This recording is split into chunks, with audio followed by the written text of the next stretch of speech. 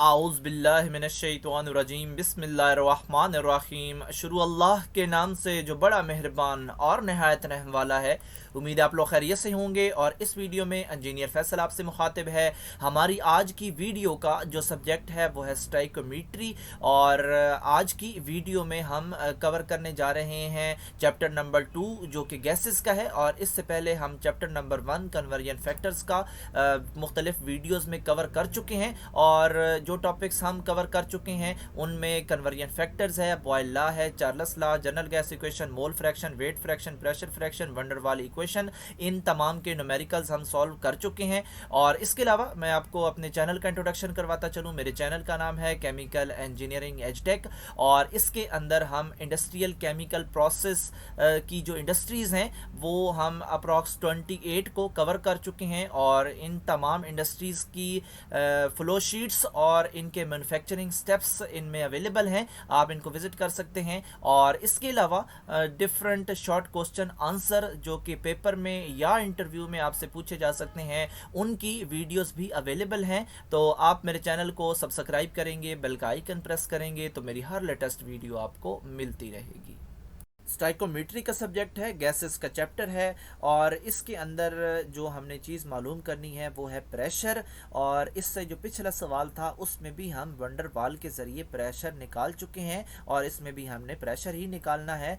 तो यहाँ पे हमारे पास वंडर वाल इक्वेशन है और वंडर वाल इक्वेशन आपको याद होनी चाहिए। और उसकी ये शक्ल है P + n² a / v² v मनफी N B is equal to N R T. तो ये आपको याद होनी चाहिए। फिर इसके अलावा एक और काम क्या करना है कि आपने जो चीज़ निकालनी है तो उसके हिसाब से इसको सेट करना भी आपको आना चाहिए। ये इतनी आसान नहीं है सेट करनी, तो आप इसको पहले सीख लें कि कैसे सेट करेंगे। अगर तो हमने प्रेशर फाइंड करना है, निकालना है, तो बाकी डाटा हम दूसरी तरफ शिफ्ट करेंगे। कैसे शिफ्ट करेंगे कि जो चीज़ इधर मल्टीप्लाई हो रही है उधर जाके डिवाइड होगी, और जो इधर प्लस हो रही है तो उधर जाके मनफी होगी, जो चीज़ इधर डिवाइड हो रही है वो उधर जाके मल्टीप्लाई होगी। तो ये सारे मैथमेटिकल रूल्स हैं, इनके मुताबिक ही हमने चलना है। क्योंकि P है, हमने इसको अकेला करना है, तो यहाँ पे ये दोनों एक दूसरे के साथ मल्टीप्लाई हो रहे हैं और v मनफी एन बी को हम इधर उठाएंगे क्योंकि यहाँ पे मल्टीप्लाई हो रहा है तो उधर जाके डिवाइड होगा। तो यहाँ पे जाके एन आर टी बटा v मनफी एन बी हो गया। ठीक है, अब ये पूरा पार्ट हम इधर से उठाएंगे, ये इधर प्लस हो रहा है तो उधर जाके मनफी हो जाएगा। तो हमारे पास P जो है वो अकेला बच जाएगा और यही हमें चाहिए। और फिर हम क्या करेंगे, अपने डाटा की तरफ जाते हैं। हमारे जितनी भी वंडर वाल इक्वेशन के क्वेश्चन होंगे उनमें A और B हमें अवेलेबल होंगे। और ये क्योंकि एक्सपेरिमेंट से वैल्यूज़ आती हैं तो वो आपको एज इट इज़ बता दी जाती हैं।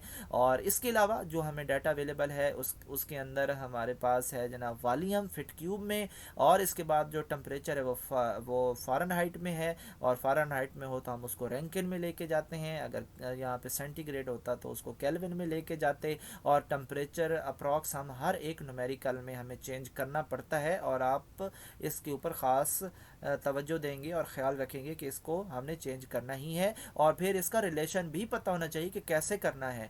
तो ये जो फ़ारेनहाइट है इसको कन्वर्ट करने के लिए हमें R is equal to F + 460 का रिलेशन चाहिए। F की जगह हम जो डाटा अवेलेबल है 150 वो पुट करेंगे और हमारे पास रैंकिन में आ जाएगा। इसके अलावा हमने और एक चीज़ का ख्याल रखना है कि हमने आर की कौन सी वैल्यू यूज़ करनी है। तो आर की वैल्यू हम वो यूज़ करते हैं जो कि इस डाटा के अंदर जो यूनिट्स अवेलेबल हैं और उस आर के जो यूनिट्स हैं वो आपस में मैच कर जाएं। ठीक है, और जो हमें यहाँ पे 1 पाउंड मास अवेलेबल है उससे तो हम निकालेंगे n। चलो ये तो बाद की बात है। तो यहाँ पे हमने वॉल्यूम भी हमने ले लिया, टी भी ले लिया। अब हम मोल्स निकालते हैं। मोल का फार्मूला क्या है, weight over molecular weight. Weight हमारे पास पाउंड्स में है और जस्ट 1 पाउंड है, और मॉलिक्यूलर वेट NH3 का हम उस पर डिवाइड करेंगे तो हमारे पास आ जाएंगे मोल्स। और फिर हम इस डाटा को जाके वहाँ पे फीड करेंगे। और जो यहाँ पे हम यहाँ पे डाटा हमने फीड किया और हमारे पास प्रेशर जस्ट आ गया, हमने और कोई यहाँ पे कारनामा नहीं किया।